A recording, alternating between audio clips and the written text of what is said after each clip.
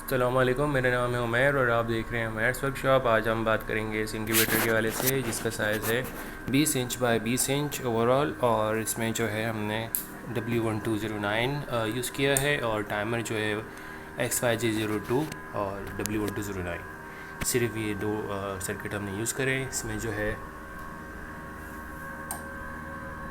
हमने दो ट्रेस इस्तेमाल करी हैं ऑटोमेटिक, और जो है नीचे की तरफ एक हैचिंग ट्रे है।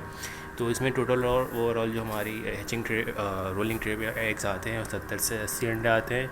तो नॉर्मली 140 अंडे ऑटोमेटिक हैं और 80 अंडे जो है हैचिंग ट्रे पे। तो इस तरह से इसका जो है वर्किंग है।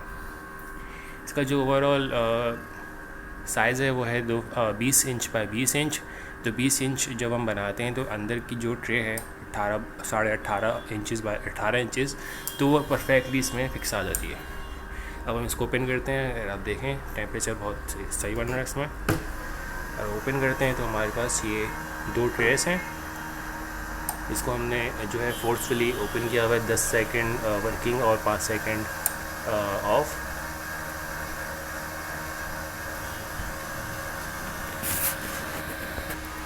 तो आगे अभी आप देख सकें तो जैसे ही टर्निंग ऑन होती है तो पूरा का पूरा जो रोलिंग्स है वो एक तरफ टर्न होती हैं।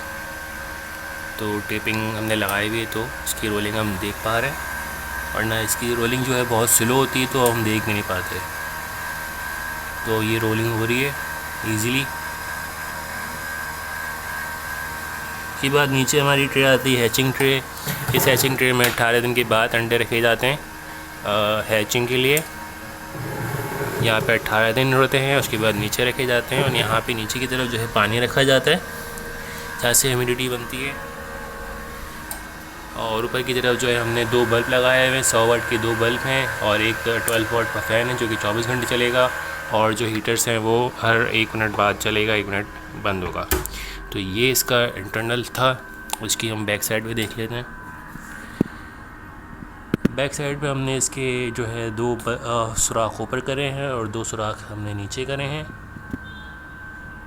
वेंटिलेशन के लिए और ताज़ा हवा आने के लिए और कार्बन डाइऑक्साइड बाहर जाने के लिए। तो अगर आप इस टाइप का इंक्यूबेटर, इस टाइप की एग टर्नर बनाना चाहते हैं तो उमैर्स वर्कशॉप लिख के इंक्यूबेटर केज ब्रूडर लिख के सर्च करेंगे तो आ जाएगा, जिसको देख के अपना खुद का भी बना सकते हैं। अगर आपको ये वीडियो अच्छी लगी है तो लाइक करें, शेयर करें, सब्सक्राइब करें, ताकि याद रखिएगा। अल्लाह हाफ़िज़।